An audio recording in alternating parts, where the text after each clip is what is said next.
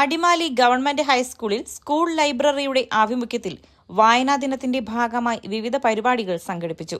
രാവിലെ പ്രത്യേക അസംബ്ലി നടന്നു. വായനാ മത്സരം, ക്വിസ് മത്സരം, പുസ്തക അവലോകനം എന്നീ മത്സരങ്ങളും സ്കൂൾ ലൈബ്രറിയിൽ പുസ്തക പ്രദർശനവും അക്ഷരമരവും ഒരുക്കി. എച്ച്.എം. ഇൻചാർജ് ജിജോ എം തോമസ് പരിപാടികളുടെ ഉദ്ഘാടനം നിർവഹിച്ചു. ഇന്ന് വായനാ ദിനത്തോടനുബന്ധിച്ച് വിവിധങ്ങളായിട്ടുള്ള പരിപാടികളാണ് അടിമാലി ഗവൺമെന്റ് ഹൈസ്കൂളിൽ നടന്നത്. രാവിലെ അസംബ്ലിയിൽ വായനാ ദിനത്തിൻ്റെ പ്രസക്തിയെക്കുറിച്ചുള്ള വിവിധങ്ങളായിട്ടുള്ള പരിപാടികൾ നടന്നു.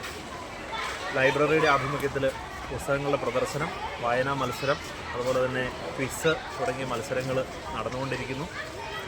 പി.എൻ. പണിക്കരുടെ ചരമദിനം നമ്മൾ വായനാ ദിനമായി ആചരിക്കുമ്പോൾ വായനയുടെ പ്രസക്തി നഷ്ടപ്പെട്ടുകൊണ്ടിരിക്കുന്ന ഈ കാലത്ത് വായനയുടെ പ്രസക്തിയെക്കുറിച്ച്,